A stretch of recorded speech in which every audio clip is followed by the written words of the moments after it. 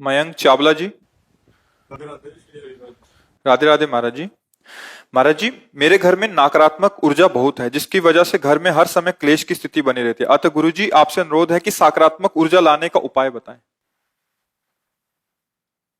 वैसे रात दिन तो लगे इसी में कि आपकी सकारात्मक ऊर्जा शक्ति जो अपराध करने से नष्ट हो गई है। कोई भी हो, धर्म विरुद्ध आचरण करोगे तो जब उसका फल मिलेगा वो तो अलग होगा, लेकिन वर्तमान में उसका कार्य है निगेटिव स्थिति पैदा कर देना, पति पत्नी में, पिता पुत्र में, क्योंकि वो अधर्माचरण जीवन भर तुम्हें दंड देगा और जब परिणाम आएगा तो बहुत ही भयंकर होगा। इसीलिए जो पहले के लोग थे डरते थे कोई पाप ना हो जाए। आज अपने लोग डरते हैं मतलब पाप ना हो जाए। अपने लोग तो मनोरंजन मांगते हैं।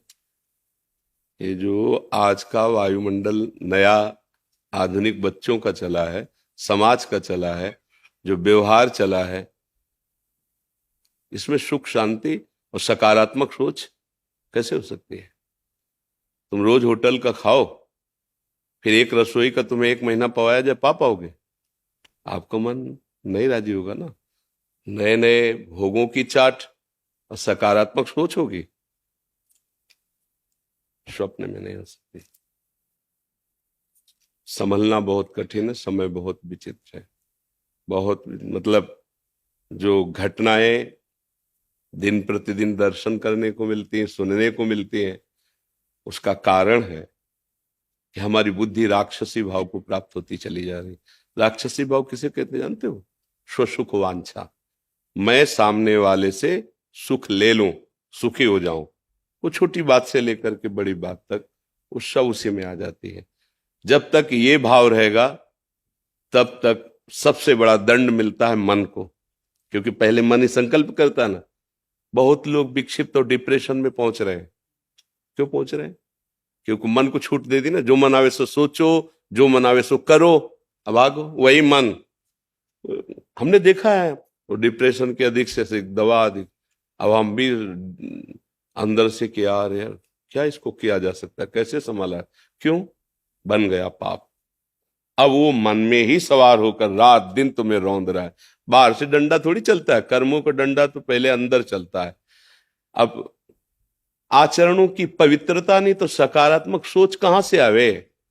आस्तिकता की नींव ही हिल गई तो सकारात्मक सोच किसमें बने? आप देखो, इसमें देखा है छाती के अंदर अगर इतनी भी त्रुटि है ना शास्त्र विरुद्ध, तो भय और घबराहट पैदा हो गई। लाख समझा रहे हैं उसको कि नहीं इतना तो चलेगा, नो नहीं, क्योंकि मान लो पवित्र मन है ना, वो इतनी भी बात में भय और घबराहट पैदा कर, तब लगता है ये लोग कैसे जीते हैं जो पूरी खुली छूट है मन को, और ये मुस्कुराते हैं। कैसे मुस्कुरा सकते हो? आंख में इतना जरा सा तिनका गिरे तो कष्ट देता है ना, और वही तिनका पीठ में गिरे तो कष्ट नहीं देता।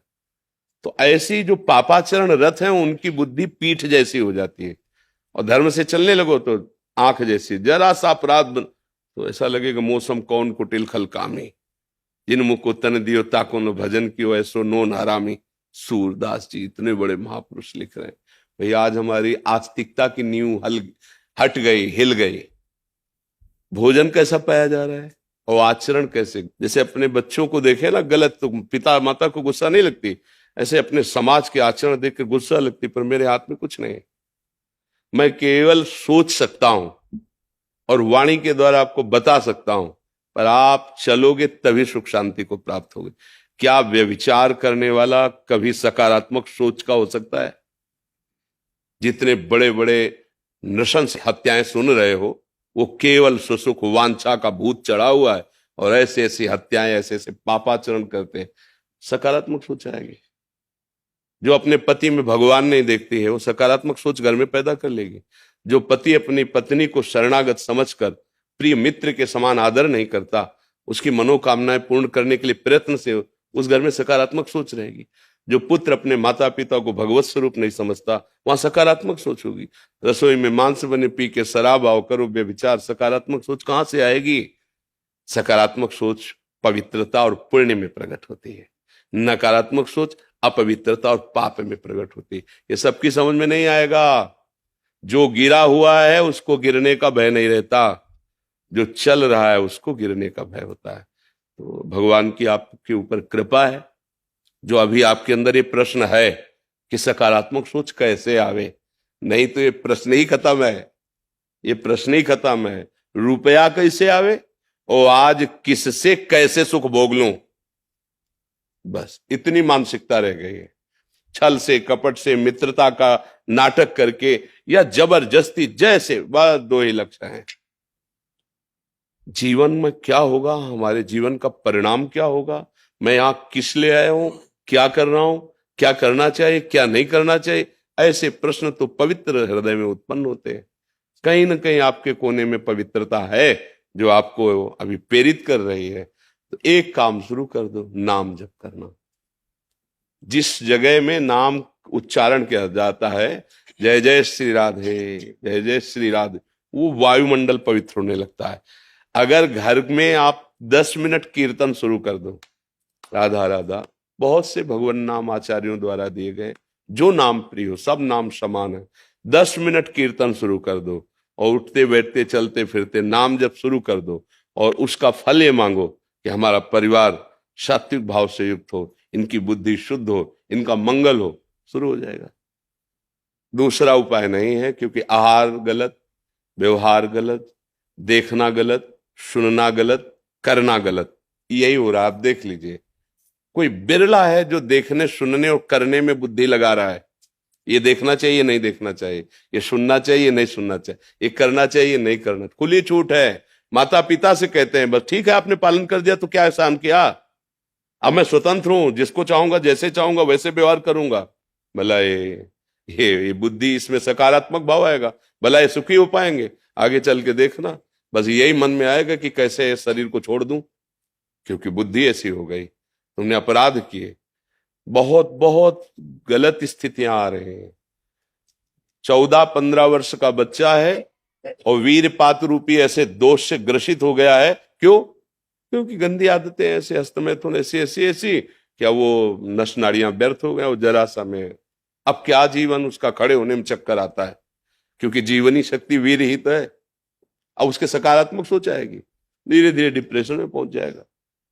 इसलिए भाई प्रार्थना है, नाम कीर्तन अपने घर में करो, जितना हो सके पवित्र आहार करो, गंदे दृश्य मत देखो, गंदी बातें मत करो, गंदे आचरण मत करो, तो ये जीवन भी सुखी रहेगा और परलोक भी सुखमय रहेगा।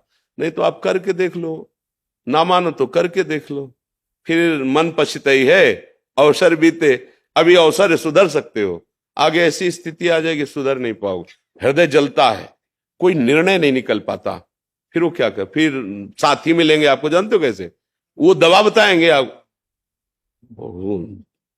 अब रिलैक्स एक बन गया रिलैक्स, अब ऐसे गंदे गंदे आचरणों में बढ़ावा देने वाले आज मित्र मिलेंगे, आज बैठाल कर सत आचरण में चलाकर तुम्हें परमानंद प्रदान करने वाले नहीं मिलेंगे, वो भगवान की कृपा से मिलते हैं। जब द्रवे दीन दयालु राघो तो साधु संगत, भगवान की कृपा है जो आप आकर बात कर रहे हैं। तो हमारी प्रार्थना मान लीजिए, घर में कुछ मिनट स्वयं कीर्तन, किसी को मत कहिए, जोर जोर बोलोगे रामकृष्ण हरि तो सुनाई तो देगा ना, तो जो कथन का फल होता है वही श्रवण का फल होता है, वो अंदर से नाम जप कीजिए। नाम ही एक सर्व सामर्थ्यशाली है जो आपको हर संकट से बचा सकता है, वायुमंडल को पावन कर देगा। का घुसुंड जी जहां बैठकर भगवत चर्चा और कीर्तन करते थे, उस क्षेत्र में प्रवेश होते ही गरुड़ जी के सारी जलन मिट गई, सारे संशय मिट गए।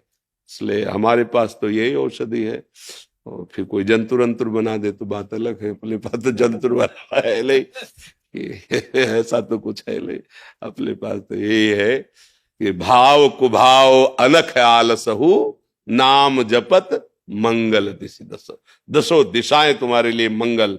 सकारात्मक सोच की क्या आनंद की बाढ़ आ जाएगी, पर नाम जप करो, जैसे बने वैसे नाम, भाव से कुभाव से अनख से आलस से कैसे भी करो।